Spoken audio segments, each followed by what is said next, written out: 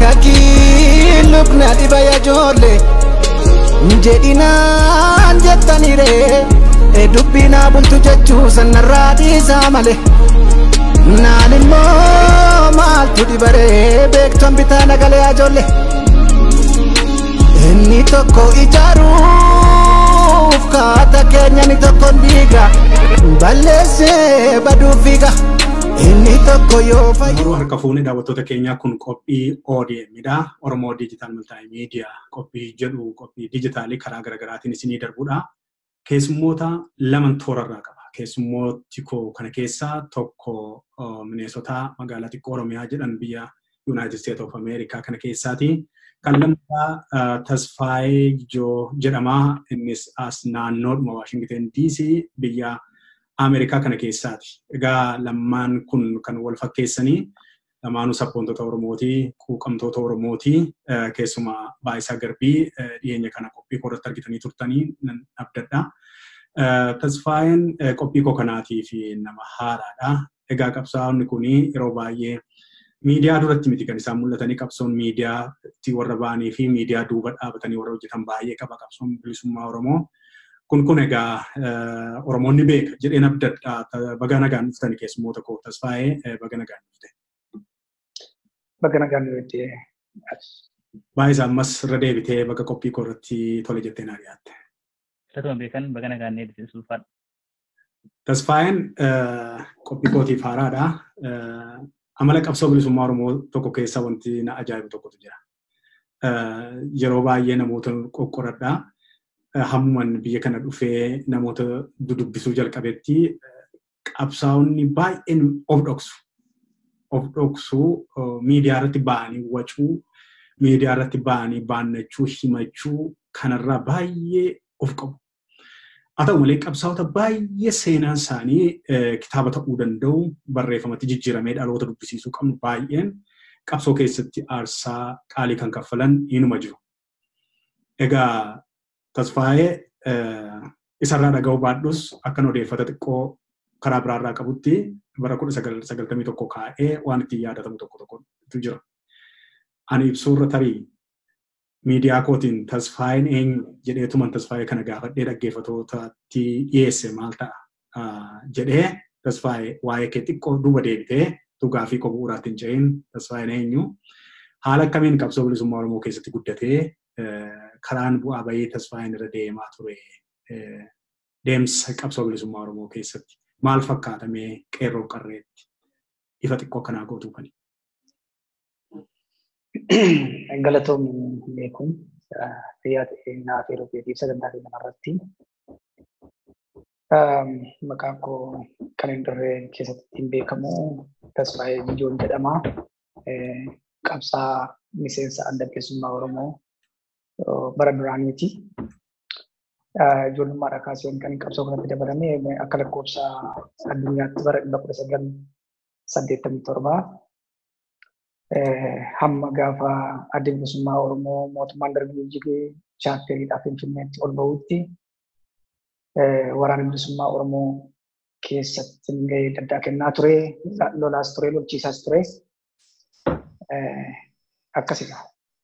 Haa ta'u baay'ee baay'ee egaa hin gabaabsitee na jalaa tole baay'ee sirrakkisuu seenaa kee wanti guddaan garuu waraana bilisummaa Oromoo keessatti miseensa ta'uu kee bara chaartiraa sana keessa bara dukkanaa sana keessattis gumaacha gahee sirraa eegamuu bahuun kee sun utuu irratti fudhannee yeroo haasofne ta'ee waan yeroo dheeraa fudhatuu malu ta'a mee ta'u erga gabaabsitee nan fudhaa. Haa ta'u Tasfaayematti deebi'u sabni Oromoo maaliif qabsaa erga bara sana keessa gumaacha sana waan hojjettee silumaa Oromoo qabsoodhaaf kan bu'aa baase maali Tasfaayee? Fayyaa ta'e akkuma beekamu karaa adda addaa uummata Oromootiif haaraa miti wanti kun uummanni Oromoodhaa eega gaafa gabrummaa jalatti kufeetii kaasee waggaa 130 ol tole jedheetu gabroonfataa halagaatiif harkan kennin karaa garaagaraatiin wallaansoo adda addaa adeemsisaa ture. Eega gaafa gabroonfateetii kaasee Oromoon gaaf tokko karaa siyaasaas karaa dinagdees karaa kamiiniyyuu humnoomee hin beeku. Erga gaafa sanaatii kaasee bifa adda addaatiin karaa garaagaraa warraaqsa irra ture, lola irra ture. Akka fakkeenyaatti Oromoonni Abbichuu, Guulallee, Galaan falma irra turanii dhumuugaa.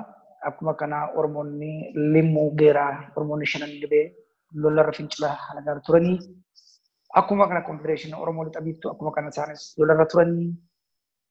Sochiin Oromoota Baalee akka kana ture, Waddaa Maccaaftuu Lamaa akka kana ture.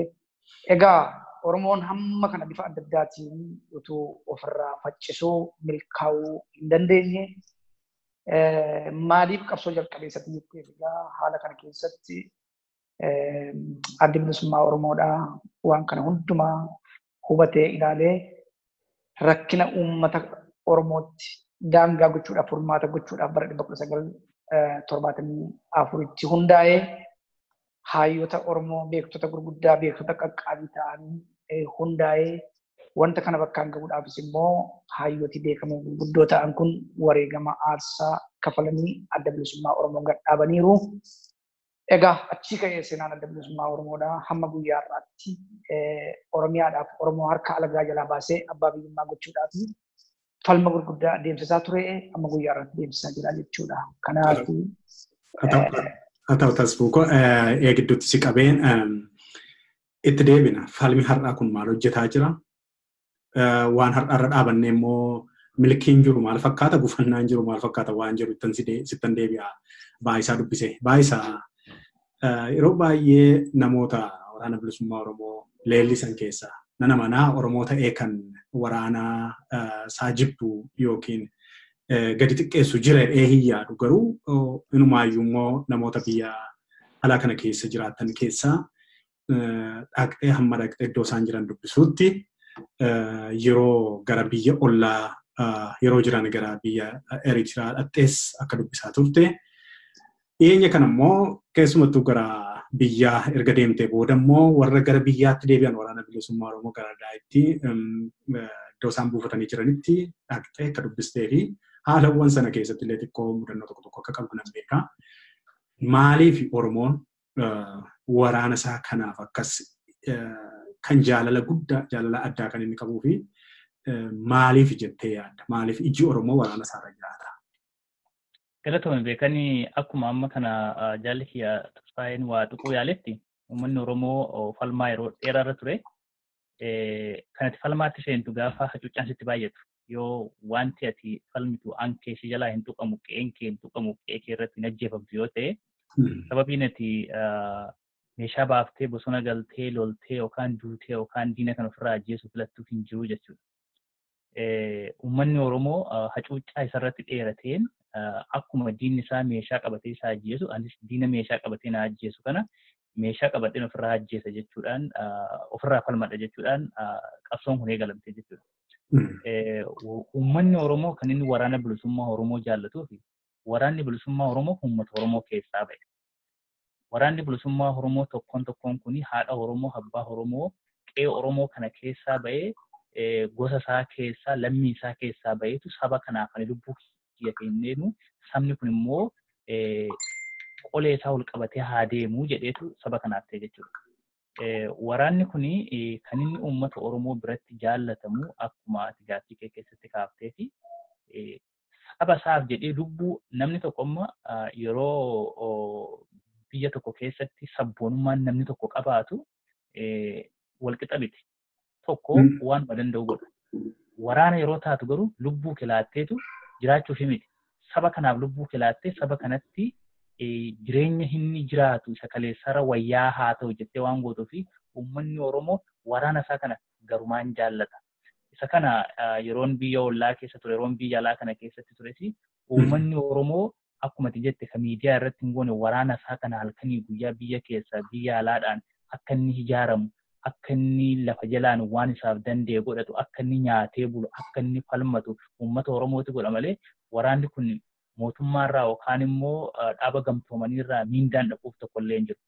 Waraanni kun immoo waraana kaayyoof falmu malee waraana miindaadhaaf falmuuti miti. Kanaaf uummanni Oromoo garumaan jaallata.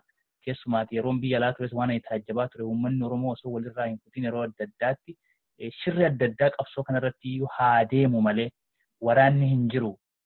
Maallaqa keessan hin baasinaa jedhee biyya alaa kanaati keessaa falaan waraana kanarratti duulli haa godhu malee waraana bilisummaa Oromoo kana uummanni garumaan jaallata hamma immoo keessumaa erga gara biyyaatti deebi'ame uummanni Oromoo waraanni kun waggaa 20-30 bosona keessa jiraachuusaa warumtu waraana kana dhaqanii dubbisaa jiraniyyuu warroonni yeroo kaan waraanni hin jiru jedhaniyyuu nutti himuu jiranii isa kanaaf ilaalaa.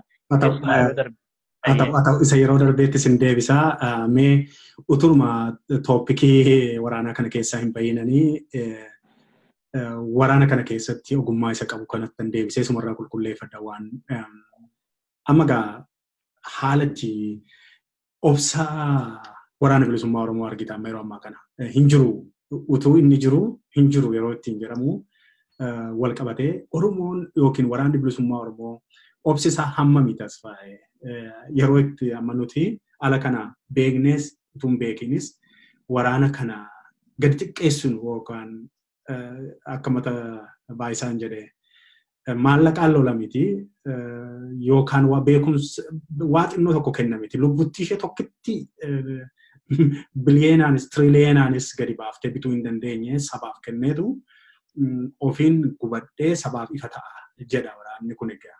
Eenyuma caalaa dhugaadha namni aarsaa qabsoo hin baasaa aarsaa qabsoo baasee garuu anaan akka kootti kan waraana bilisummaa Oromoo caalaa qabsoo kanaaf gatii lakkoofsa qofaarra jiru kennu hin jiru.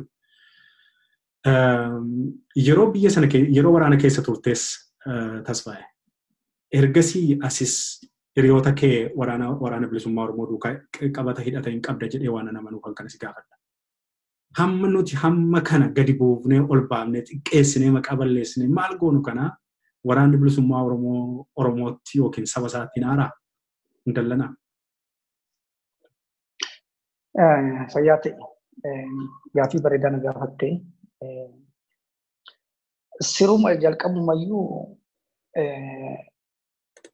waraanni bilisummaa Oromoodhaa yeroo manaa ba'ee yookaan namni waraana bilisummaa Oromoo ta'u tokko nama kaayyoo adda bilisummaa Oromootti sirriitti gadi fageenyaan hubateedha.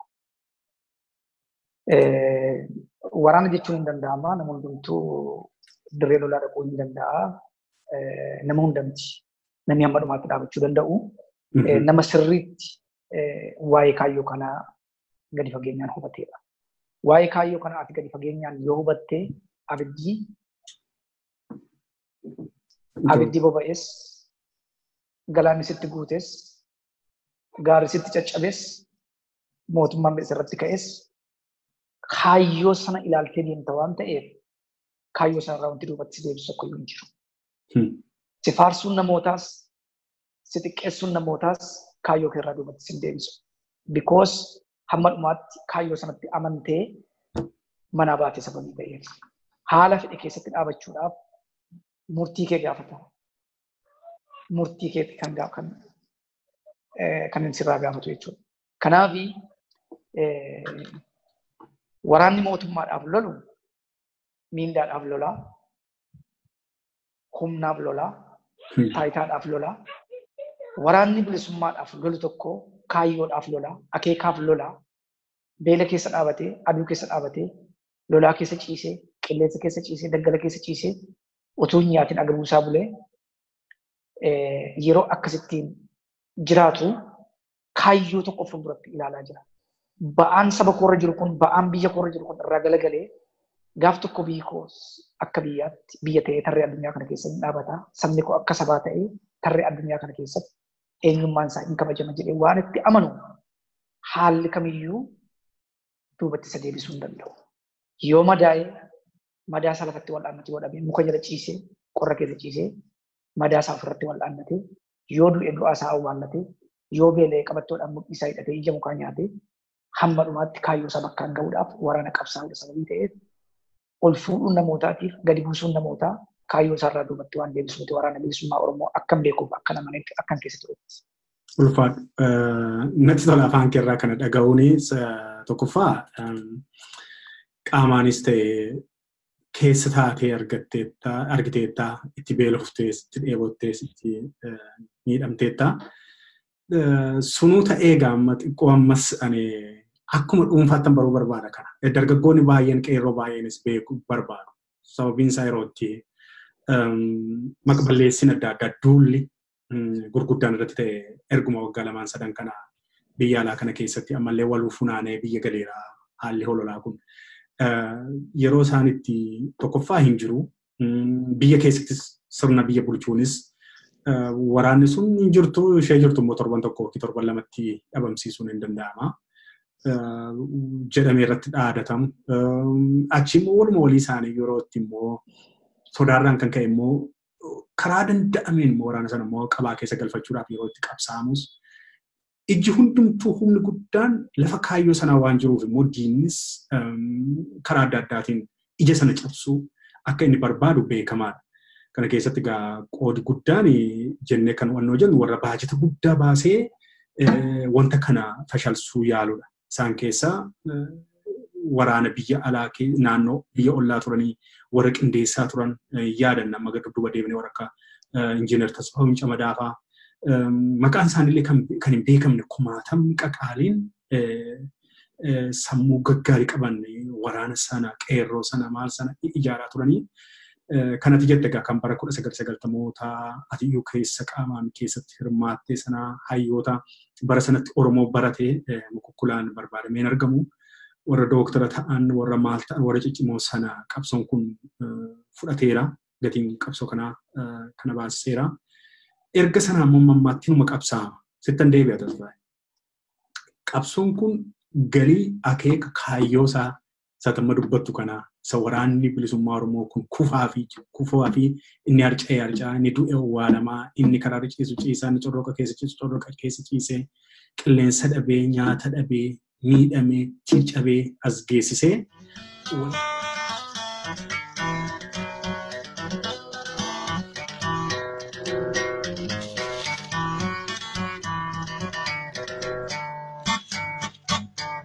Kapsondani dandamna gatiin bilisummaa guutuu baafna garbummaa jaalamtuu hin ulfaatu qabsoon hangararroo hin jabaatu addaa kapsondani dandamna gatiin bilisummaa guutuu baafna garbummaa jaalamtuu hin ulfaatu qabsoon hangararroo hin jabaatu.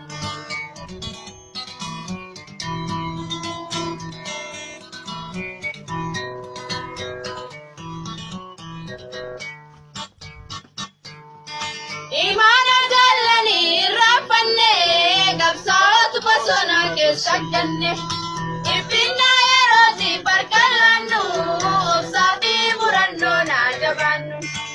Imana jalani rafanne kapsootu bosona keessa ganne ibina yeroti barkallannu obsaafi murannoo na jabaannu. Adda kapsondani dandamna gatiin bilisummaa guutuu baafna garbummaa jaalamtuu hin ulfaatu qabsoon hangararroo hin jabaatu.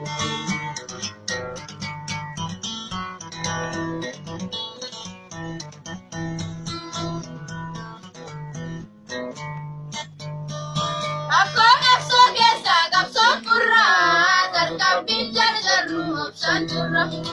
Aharas tandabbi wal dandeenye qabsoo fi kan baafna galmaan keenye. Rakkoo qabsoo keessa qabsoon furraa tarkaanfiin jarjarru obsaan surra. Aharas tandabbi wal dandeenye qabsoo fi kan baafna galmaan keenye. Adda qabsoo hundaani dandamna gatiin bilisummaa guutuu baafna. Garbummaa jaalamtuu hin ulfaatu qabsoon hangararroo hin jabaatu.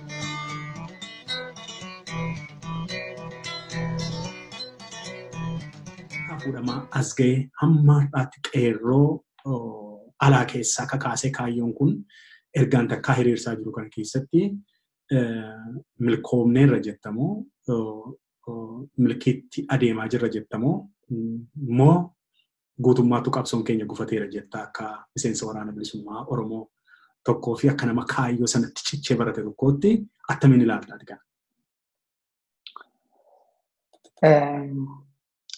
Kan ofii kootii waan kana ilaalutti hamma ta'ee milkaa'eera. Hamma ta'e immoo bakka hin ga'uudhaaf itti jira. Kan inni itti milkaa'ee wal'aansoo hadhaadha kan uummanni adda bilisummaa waraanni bilisummaa Oromoodhaa keessa ture na yaadadhaa. Dadhabbii gurguddaa wareegama gurguddaa itti kaffallee bara dukkanaa eenyuyyuu an Oromoodha ofiin jechuu hin dandeenye keessatti sabni kun Oromummaasaa akka baruuf waraanni bilisummaa Oromoo adda bilisummaa Oromootiin durfamuu gahee guddaa qabatee wareegama guddaas kaffalee humni namaa baay'eetutti bahee qabeenya baay'eetutti badee lubbuu baay'eetutti wareegamee bara 1991 mootummaan Dargii aangoorraa eega darbamee booddee addi bilisummaa Oromoo gaafa dhufee chaarteriitti achi ol galuu chaarterii sana keessatti waan jedhu tokko qaba waraana bilisummaa Oromoo qabatee gaafa shaggaritti ol bahu. Isatti gaaffii ati na gaafatteef deebii ta'a laata jedhee kana yaadu hamma tokkorraa addi bilisummaa Oromoo egaa uummanni Oromoo akkuma sila jalqabatti mee biyya isaas dhabee mirga isaas dhabee seenaa isaas dhabee aadaa isaas dhabee eenyummaan isaas awwaalamee waggaa hedduu erga ture booddee waraanni bilisummaa Oromoo jalqaba gaafa shaggariin galee chaarteriitti hoogganoota isaa gaafa ol baase karaa baddaa Harargee karaa baddaa Wallaggaa gaafa magaalaa shaggariitti gaafa ol bahee afaan Oromoo isa kana aadaan Oromoo isa kana biyyi Oromoo isa kana daangaan Oromoo isa kana eenyummaan Oromoo isa kana inni kun nuuf mallattaa'uu qaba jedhee jalqaba wanti adda bilisummaa Oromoodhaan hojjete bara 1991 aadaa Oromoo, afaan Oromoo, seenaa Oromoo, daangaa Oromoo barreeffama jala kaa'ee Mallas Zeenaawitiin itti mallatteessee nama Mallas Zeenaawiidhaan itti mallatteessee namicha amma lubbuudhaan hin jiru mana mootummaa Itoophiyaa keessa jira. Isa kanaaf hamma guyyaa har'aatti afaan Oromoo Oromiyaa keessatti hojjetaa jiru. Daangaan Oromoo amma guyyaa har'aatti yoo sirriidhaatti sarramuu dhabaatee iyyuu kaa'amee jiru. Maqaan Oromoodha, aadaan Oromoo, Oromoon Oromummaa isaatiin akka Oromoo tokkootti har'a biyya keessatti an Oromoodha jedhee ija baasee dubbataa jiru. Bara 1991 wareegama waraanni bilisummaa Oromoodhaa kaffalee addi bilisummaa Oromoodhaa ol bahee biyyattii keessatti mootummaatti labse yeroo sanaa taasee hamma guyyaa har'aatti wanti irraa hidhates hin jiru, wanti itti dabalames hin jiru achumatti dhaabatee jira. Kanaaf waraanni bilisummaa Oromoo kan addi bilisummaa Oromoo hamma tokko kanatti milkaa'eera. Abbaa biyyummaa isaa deebisee harka saba kanaatti galchuudhaaf kanaaf immoo irratti hojjetaa tureera, irratti hojjetaas jira. Egaa kana keessatti bu'aa bayii baay'ee ture. Isa kana bu'aa bayii turan kana itti dabarree ilaaluu dandeenya. Kanaaf hamma ta'e milkaa'eera. Isa kaan immoo milkaa'uudhaaf itti jira. Inni jechuu barbaadu. I think gaaffii keetti deebi'ee jira. Fayyaa ta'e na. Jajjaboo! Qeerroo! Jajjabaa akka qeerroo! Abbaa biyyaa! Qeerroo! Akkamisi? Baga nagaan uftan.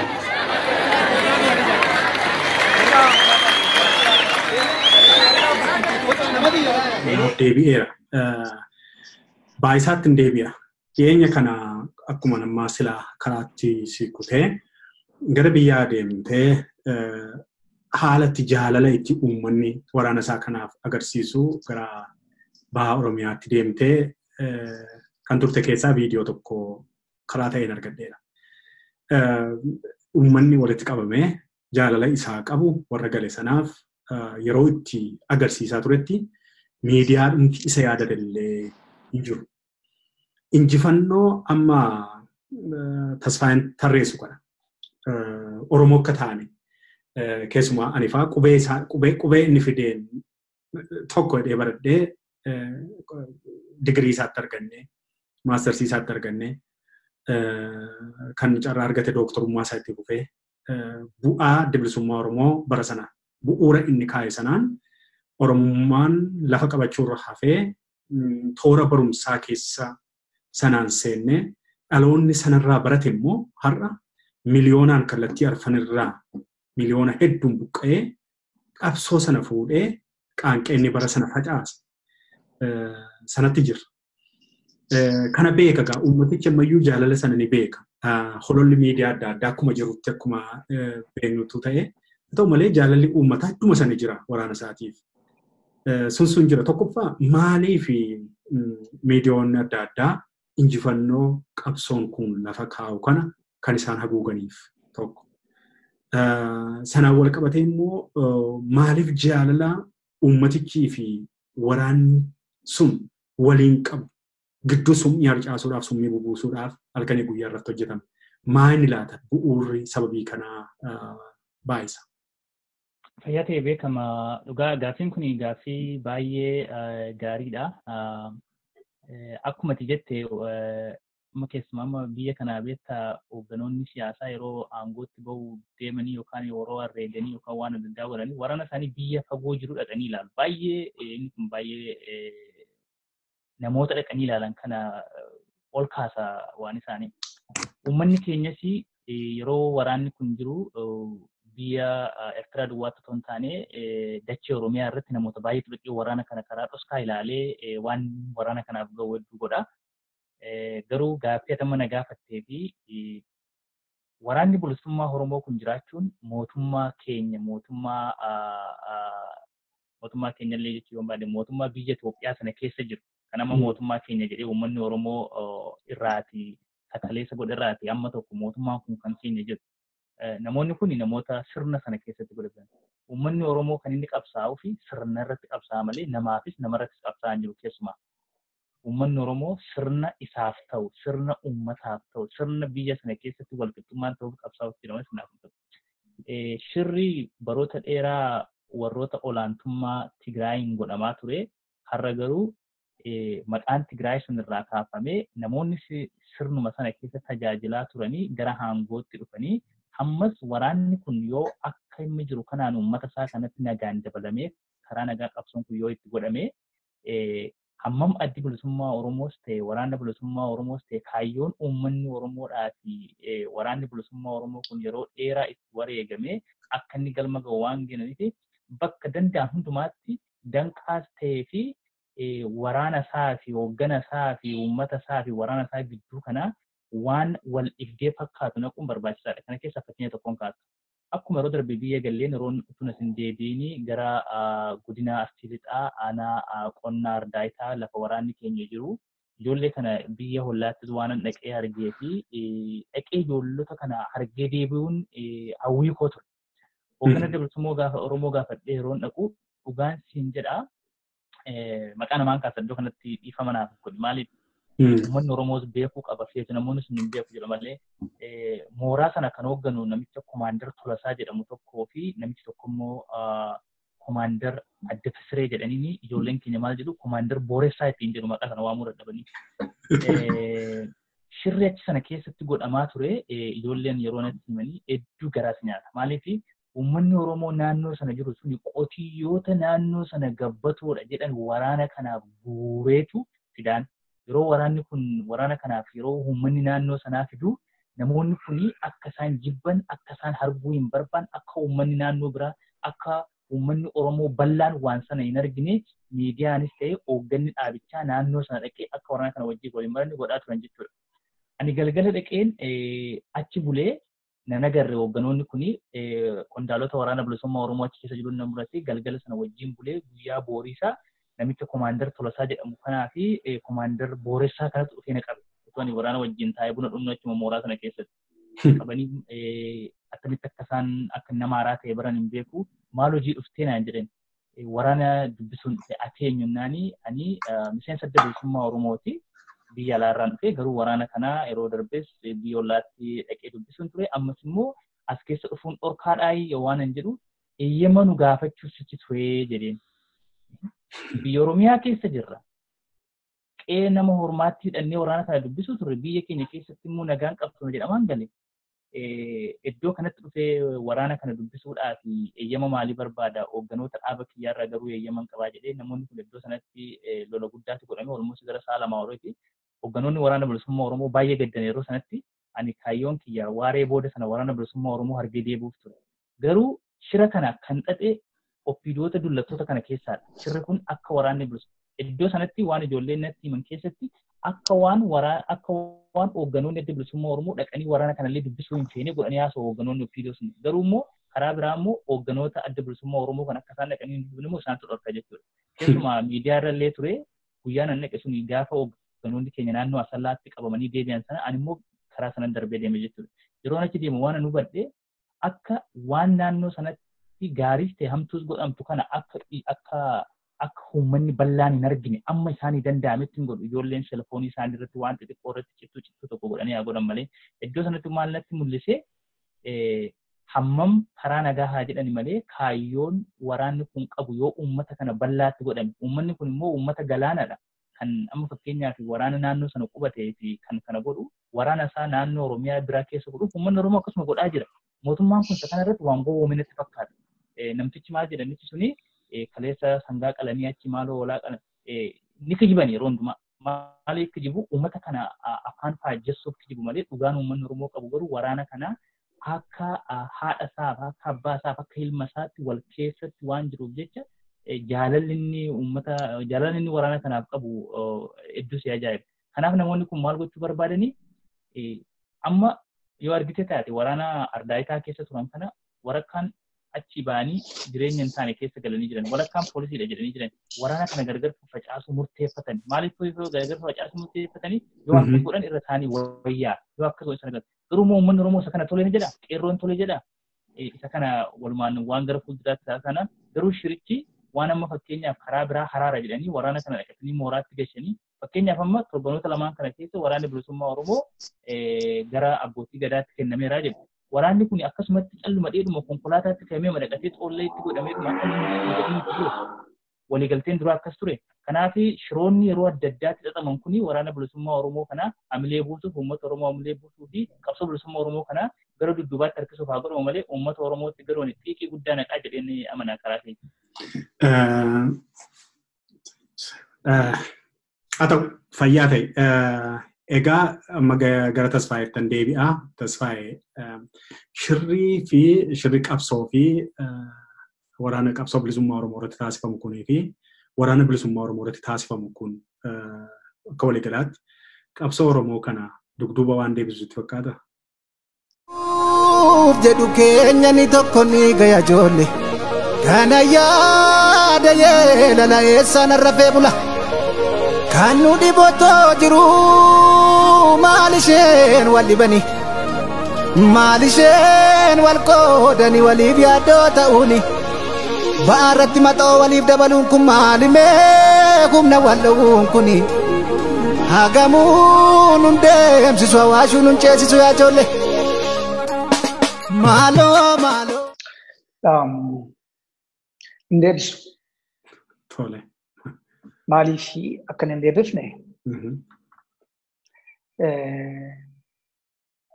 baroota dheeraadhaaf waggoota kanaan dura Oromootti qabsoo jalqabee kaasee amma guyyaa har'aatti shirri qabsoo kanarratti dalagamaa ture tilmaamas hin qabu lakkoofsas hin qabu. Karaa mul'ataa ta'eenis karaa mul'ataan ta'eenis baay'ee irratti hojjetamaa ture. Sababiin isaa qabsoo kanarratti yookaan dhaaba kanarratti karaa lamaanitu dhaaba kana dhabsiisuudhaaf yaalii guddaa godhaa turan. Tokko humnoota alaati. Lammaffaan karaa keessaati. Mee isa kana tokko tokkoon dubbachuu barbaada. Warri alaa adiis ta'e gurraachas ta'e Oromoon gaanfa Afrikaa san keessatti sabni hamma kana ga'u sun yoo biyya sana irratti abbaa biyya isaa ta'e yoo carraa argatee hireen isaa deebi'ee harka isaatti gale waan isaan yaadaniif waan isaan barbaadanitti akka isaan yaadanitti isaaniif deemuu hin danda'u. Isa kanaaf abbaa qabeenyaa kana abbaa dinagdee kana abbaa biyya kanaa gadhoowwanii ofii isaaniitti akka isaaniif mijaa'utti warra ergachuu danda'aniif warra isaaniif akka barbaadetti ergachuu danda'an aangoo irratti tiksu. Warri aangootti dhufan kunis immoo akka isaan aangoo isaan irra turanii fi humnoota alaa kanaaf waan barbaachisan hundumaa lafa yaada isaanii waa yaada isaanii gochuu danda'u. Fudhattee ilaalteetta yoo ta'e isa durii kan dhiifna waggaa 27 kana as mootummaan TPLF Itoophiyaan bulcha jedhu biyyoota addunyaa kana biyyoota warra dhiyaa kana biyyoota Ameerikaa kana akkaataan itti sobaa ture akka isaan teessoo isaa barcuma isaa achitti eeganiif uummanni Itoophiyaa guutummaan isaa kana ragaadha. Haa ta'u garuu dhugaan uummataa hin ukkaamamu oolee hin bulle yeroon ofirraa darbateera. Kanaaf dhugaan uummata Oromoodhaa humna isaatiif dhugaa isaatiin bakka akkaataan itti mul'ate addunyaan argeera. Isa kanaaf qabsoo kana humnoonni alaa yoo hammamiyyuu hin jaallanne yoo hammamiyyuu shakkirraa qabaatanii utuu hin jaallatin afaan isaaniitiin addunyaa irratti BBC irratti Aljazeeraa irratti uummanni Oromoo akka inni qabsaa'uu danda'u akka inni dhugaa qabu akka haqa dhabe akka haqa isaa jalaa jal'ate utuu isaan afaan isaaniitiin dubbatanii utuu isaan gurra isaaniitiin dhaga'anii addunyaa argeera. Inni lammaffaa humnoota keessaati. Humnoonni keessaa ayyaana laallattootaa fi warra sirna dhabloota qabsoo kanatti makamanii yeroo garagaraatti qabsoo kana keessatti dadhabbii garagaraa agarsiisaa turanii fi bu'aa mataa isaanii irraan kan ka'e qabsoo bakka inni gara fuulduraatti tarkaanfanne kanneen gochaa ture. Isa kanaaf haa ta'u malee dhugaan uummataa waan karaatti namneef akkaataa isaan itti qabsoo kana facaasuudhaaf qabsoo kana diiguudhaaf irratti hojjetan utuu hin taane akkaataa danda'ameen dadhabbii meeqa keessa darbee faca'insa meeqa keessa darbee lola meeqa keessa darbee waggaa 27 qabsoon uummata Oromoo uummanni Oromoo dhaggeessaa ture keessaanis alaanis duubee hin qabu. Daangaarraan karaa bahaas karaa dhiyaas karaa kaabaas karaa kibbaas daangaan itti cufamee waraanni bilisummaa Oromoo lafatti mataa isaa hirkifatu illee dhabee yoo madaa'ee lafatti maduu isaa baafatu dhabee yoo nyaata dhabee yoo galaa dhabee yoo loojistikii dhabee lafa loojistikii irraa argatu galaa dhabee rakkina guddaa keessa akka ture uummati Oromoodhaa kana hin beeka. Haa ta'u iyyuu malee karaan itti cufamu iyyuu malee wantoonni garaagaraa irratti raawwatamu iyyuu malee dhugaan uummataa bakkeetti namne qabsoon kun jabaatee ija godhatee achi as baheera. Kanaaf egaa humnoonni keessa jiran keessa kaayyoo kana dadhabsiisuudhaaf yaalii godhanii gariin kaanii abdii kutatanii kana booddee homaa gochuu waan dandeenyu nutti hin fakkaatu waa tokko gochuu hin dandeenyu gara booddeetti deebi'aniiru. Gariin kaan immoo waan silaa qabsoon hin barbaanne waan silaa qabsoon isaan irraan hin itti bubu'uudhaan waan garaagaraa gochuudhaan kana jalaa miliquuf jecha moggaatti goranii qabsoo kana irratti olola adda addaa oofaa turaniiru. Gariin kaan immoo utuu hojjechuu danda'anii utuu humnaan irratti hirmaatanii kaayyoo kana bakkaan ga'uu danda'anii baay'een isaanii wareegamaniiru. Dirree waraanaa irratti wareegamaniiru. Kanaaf kallattii adda addaatiin karaa keessaanis ta'ee karaa alaatiinis ta'ee uummanni Oromoo abbaa biyya isaatii akka hin taane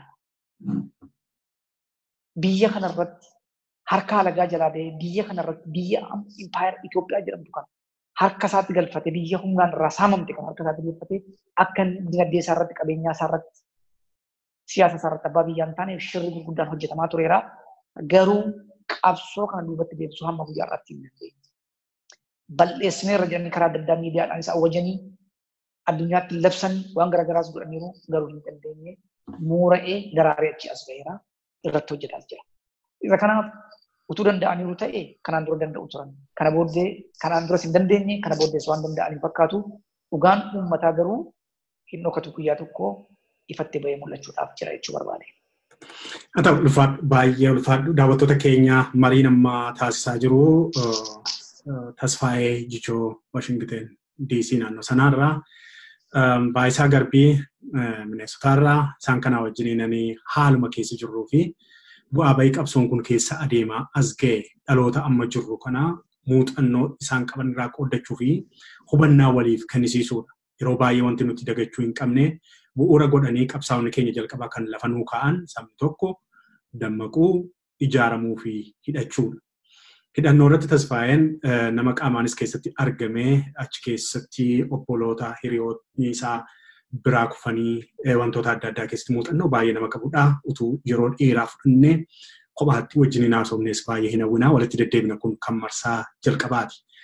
Kutaa itti aanu keessatti bu'aan argamaa jiru kun maa'inni wanti amma akka gobaatti yookiin akka danqaatti qabsoo bilisummaa Oromoo duratti teteessu maa'inni akkamittiin kana maqsinee irra ce'uu dandeenya. Kaayyoon ganama lafa kaa'ame maali? Kaayyoon ammaa immoo akkamittiin wanti amma mul'ataa jiru guyyaa kana keessa mul'ataa jiru immoo akkamittiin qabsoo kanatti gufuu ta'e kan jedhuu fi gara fuulduraatti qixa kamirra deemnee galii keenya samanaa baaneef sana geenya kan jedhu tokko tokko irratti kutaa lammaffaa keessatti qabadheetan itti deebinaa har'aa fi guddaan isaan galateeffadhaa. Daawwattoota keenya qophii ODM kana walii daddabarsaa fayyaataa ulfaadhaa tasfaayee toleetti dhiyaachuu keetiif baay'ee galatoomne. Waan ofii maaloo iswaan sakaaloo cimsaan si caaloo madaamoo goleedha taatuun summiidha yoomittuu beekne walkoomii keenye.